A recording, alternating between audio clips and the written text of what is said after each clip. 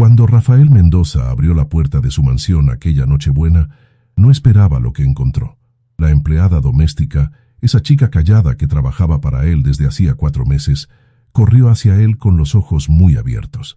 Antes de que él pudiera decir una palabra, ella le puso las manos en la boca, esas manos cubiertas con guantes amarillos de goma, y susurró algo que le heló la sangre. Le dijo que se callara, le dijo que no hiciera ruido, le dijo que si hablaba lo arruinaría todo. Rafael Mendoza tenía 56 años y un patrimonio de 500 millones de euros. Nadie le decía qué hacer.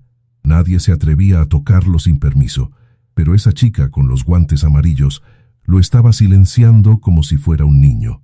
Y lo más extraño era que él la estaba dejando, porque en sus ojos había visto algo que no veía desde hacía años: miedo. Pero no miedo por ella misma, miedo por él. Y lo que descubrió en los minutos siguientes cambió para siempre la forma en que veía la Navidad, a su familia y sobre todo a sí mismo.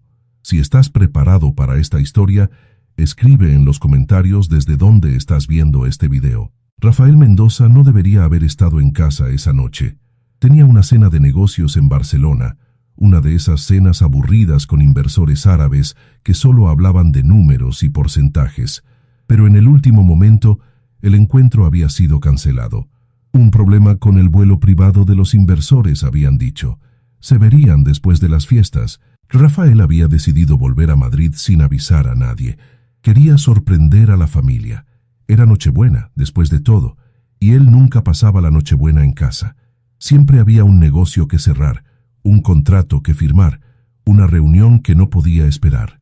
A 56 años, Rafael Mendoza era uno de los empresarios más ricos de España. Había construido un imperio en el sector inmobiliario. Poseía empresas en 14 países, y su nombre aparecía regularmente en las listas de multimillonarios españoles. Tenía una mansión en las afueras de Madrid que valía 25 millones de euros, 4 hijos que estudiaban en las mejores universidades del mundo, y una esposa que había conocido 32 años antes, cuando él no tenía nada, y ella era la única que creía en él. Pero Rafael sabía que algo se había roto en el camino.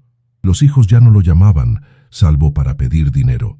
Su esposa Carmen dormía en una habitación separada desde hacía 6 años. La mansión estaba siempre silenciosa, aunque estuviera llena de gente.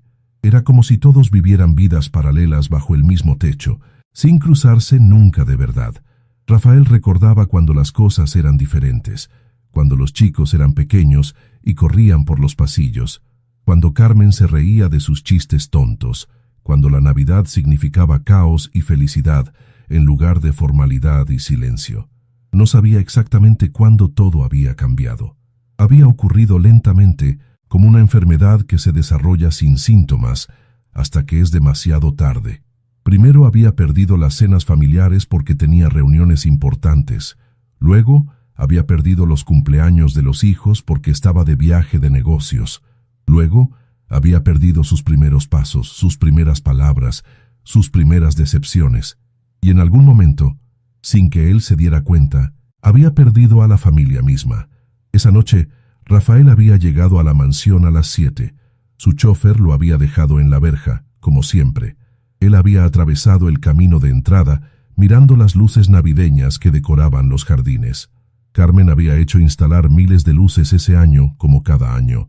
Decía que quería que la casa pareciera mágica. Rafael pensaba que intentaba llenar con luces el vacío que sentía dentro. Había abierto la puerta de entrada y había entrado. La casa estaba extrañamente silenciosa. Normalmente había al menos el ruido del televisor o la música que Carmen escuchaba mientras leía. Pero esa noche nada, solo silencio. Y entonces apareció ella, Lucía, la nueva empleada doméstica, una chica de 29 años con el pelo oscuro recogido en una coleta y unos ojos de un verde intenso. Trabajaba para ellos desde hacía 4 meses, y Rafael apenas la conocía. Solo sabía que venía de Extremadura, que era muy reservada, y que hacía su trabajo sin quejarse nunca. Pero esa noche, Lucía no parecía la empleada silenciosa que él conocía. Había corrido hacia él con una expresión que nunca le había visto. Antes de que él pudiera decir buenas noches, ella le había puesto las manos en la boca. Esas manos cubiertas con guantes amarillos de goma, todavía húmedos del trabajo que estaba haciendo. Rafael se había quedado paralizado.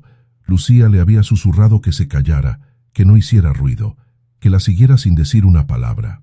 Rafael había querido protestar. ¿Quién se creía que era esta chica? ¿Cómo se atrevía a tocarlo? Pero algo en sus ojos lo había detenido. Había urgencia en esa mirada. Había miedo, pero no el tipo de miedo que se siente cuando se ha hecho algo malo.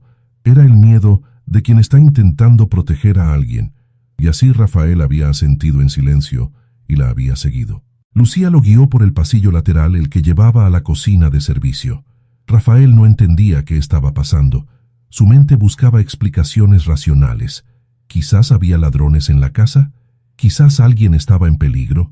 Pero entonces, ¿por qué Lucía no había llamado a la policía? Cuando llegaron a la puerta de la cocina, Lucía se detuvo. Se volvió hacia él y finalmente habló, siempre susurrando. Le dijo que tenía que mostrarle algo.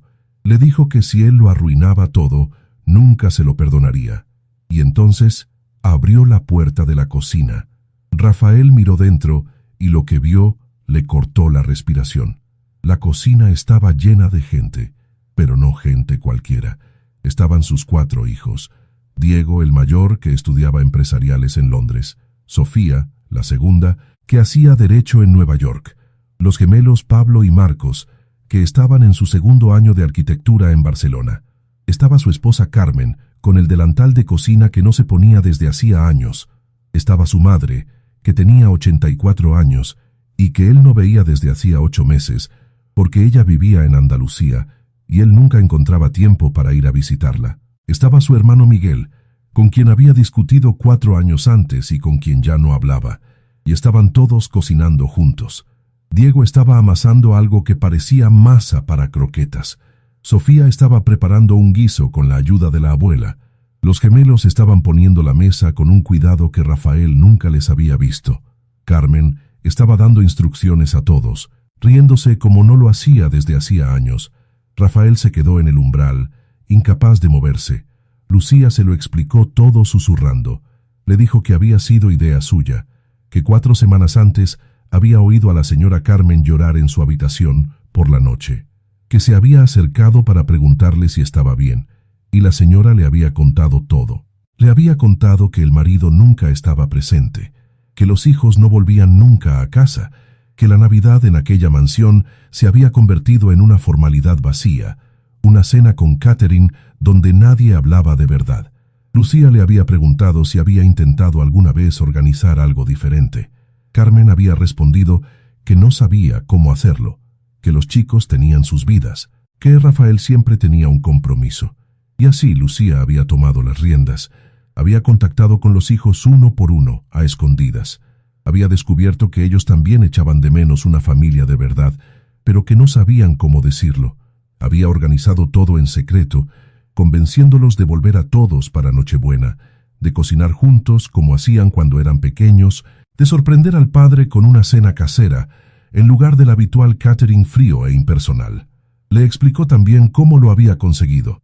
Le dijo que había tenido que convencer a Diego de que merecía la pena, porque él estaba enfadado con su padre por todos los cumpleaños perdidos. Le dijo que Sofía había llorado por teléfono cuando había entendido que alguien se preocupaba de verdad por reunir a la familia. Le dijo que los gemelos habían dicho que sí inmediatamente, porque era lo que siempre habían esperado, pero nunca se habían atrevido a pedir. Le dijo que la abuela había cogido el primer avión disponible desde Sevilla, a pesar de que tenía miedo a volar. Le dijo que Miguel había dudado durante una semana antes de aceptar, porque tenía miedo del rechazo de Rafael. La única cosa que no había previsto era que Rafael volvería antes de tiempo. Por eso lo había silenciado. Por eso le había pedido que no arruinara la sorpresa. Rafael miró a Lucía con ojos nuevos. Esta chica que él apenas notaba, esta empleada que consideraba parte del mobiliario, había hecho en 4 semanas lo que él no había conseguido hacer en 12 años. Había reunido a su familia. Rafael entró en la cocina y todos se volvieron. Por un momento hubo silencio. Sus hijos lo miraban como si no supieran qué esperar. Su esposa tenía lágrimas en los ojos. Su madre sonreía con esa sonrisa que él recordaba de la infancia, esa que decía que todo iría bien. Su hermano Miguel fue el primero en hablar. Dijo solo una palabra, dijo «Hola». Era la primera palabra que intercambiaban en 4 años. Rafael sintió algo derretirse dentro de él, algo que había estado congelado durante demasiado tiempo. Miró a sus hijos que tenían las manos manchadas de harina, a su esposa que llevaba el delantal de la abuela, la mesa puesta con la vajilla de los domingos que nunca usaban. Y por primera vez en años, Rafael Mendoza no sabía qué decir. Fue Pablo, uno de los gemelos, quien rompió el hielo. Se acercó al padre y le puso en la mano un delantal. Era el delantal azul que Rafael usaba cuando los chicos eran pequeños y él cocinaba con ellos los domingos. No lo veía desde hacía al menos 18 años. Pensaba que lo habían tirado. Pablo le dijo que la abuela lo había guardado, que lo había traído desde Sevilla expresamente para esa noche. Rafael miró ese delantal gastado y recordó los domingos en que él y los chicos preparaban tortilla de patatas juntos, ensuciando toda la cocina y haciendo enfadar a la cocinera. Recordó las risas, el caos, la felicidad simple de estar juntos. Recordó cuando ser padre significaba estar presente, no solo pagar las facturas. Se puso el delantal y preguntó qué podía hacer. Esa noche, Rafael Mendoza, el multimillonario que cenaba con ministros y presidentes de empresa, aprendió de nuevo a hacer croquetas caseras. Su madre le enseñó cómo se hacía la bechamel, con la paciencia que solo las abuelas saben tener. Sus hijos se burlaron de él por cómo cortaba las verduras, demasiado grandes, demasiado irregulares. Su esposa le puso una mano en la espalda al pasar, un gesto tan natural y tan raro que él casi se sobresaltó. Lucía observaba todo desde el umbral, con una sonrisa discreta. En un momento dado, Rafael la llamó. Le dijo que entrara, que se uniera a ellos. Lucía dudó. Dijo que no era su lugar, que era solo la empleada. Pero Carmen insistió. Dijo que sin ella esa noche nunca habría existido. Dijo que formaba parte de la familia. Lucía entró en la cocina y alguien le puso un delantal en las manos. Esa noche cenaron todos juntos alrededor de la gran mesa de la cocina, no en el comedor formal donde normalmente consumían las comidas en silencio. Comieron croquetas caseras, cocido madrileño preparado por la abuela, dulces que los chicos habían intentado hacer siguiendo recetas encontradas en internet. No era una cena perfecta. Las croquetas estaban un poco blandas, el cocido un poco soso, los dulces no habían salido como en las fotos. Pero nadie se quejó, porque por primera vez en años esa mesa estaba llena de risas, de recuerdos, de conversaciones de verdad. Rafael miró a su familia y se dio cuenta de cuánto había perdido. Había perdido años de estas veladas, años de comida casera, de risas en la cocina, de conversaciones que no trataban de negocios o dinero. Había perdido la posibilidad de ver a sus hijos crecer de verdad, de estar presente en los momentos importantes, de construir recuerdos que durarían para siempre.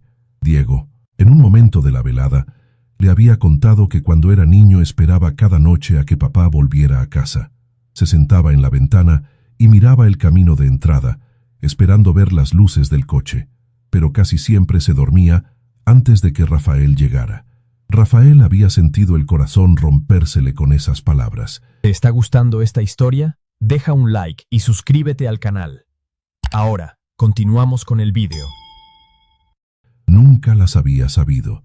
Nadie se las había dicho nunca.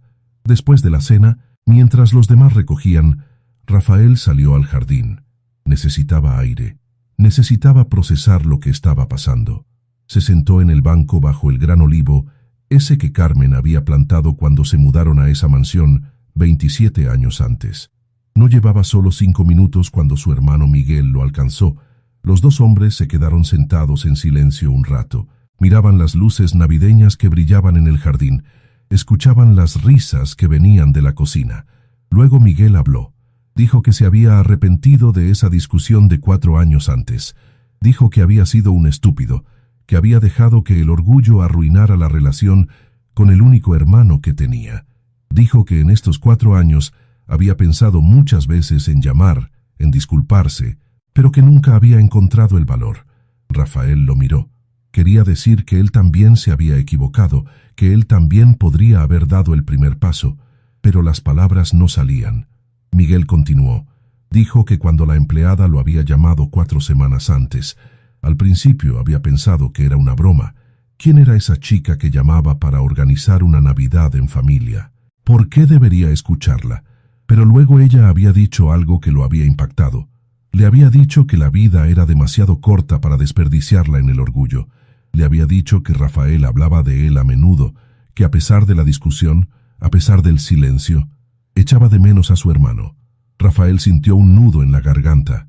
Era verdad, echaba de menos a Miguel cada día, pero él era demasiado orgulloso para admitirlo. Los dos hermanos se abrazaron bajo las estrellas de Nochebuena. Por primera vez en 4 años, Rafael sintió que había recuperado una parte de sí mismo que creía perdida. Cuando volvieron a entrar en la casa, encontraron a Carmen sentada sola en el salón. Los chicos se habían ido a arreglar sus habitaciones, la abuela se había retirado a descansar, Lucía estaba terminando de limpiar la cocina. Rafael se sentó junto a su esposa. Carmen tenía los ojos brillantes. Le dijo que no recordaba la última vez que habían pasado una Nochebuena así.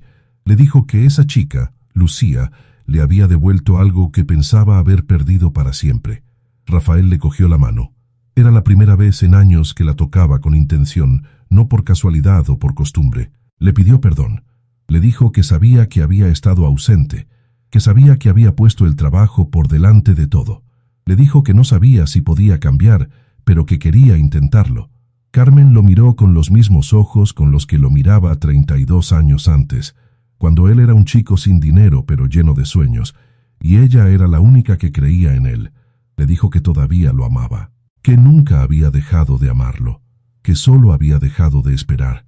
Se abrazaron en el salón iluminado por las luces del árbol de Navidad, y Rafael pensó que quizás no era demasiado tarde. El día de Navidad, después de la comida, Rafael encontró a Lucía en el jardín.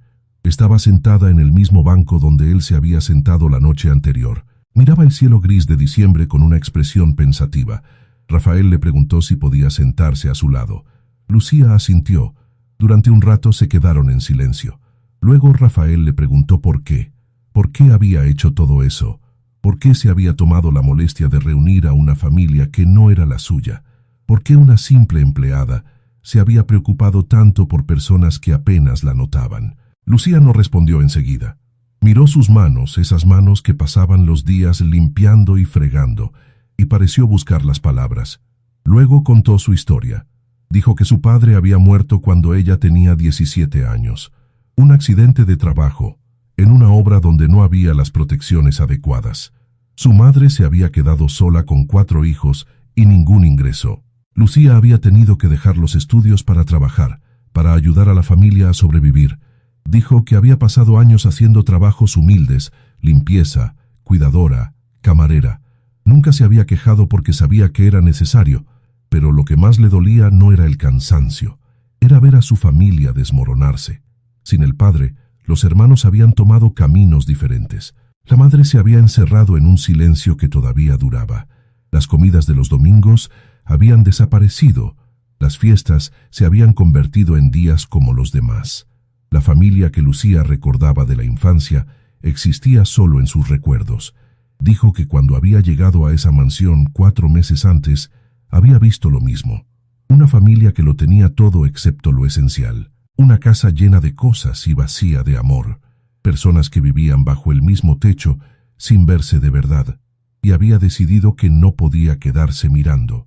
No podía permitir que otra familia se perdiera como se había perdido la suya. Lucía tenía también otro motivo, que confesó solo en ese momento.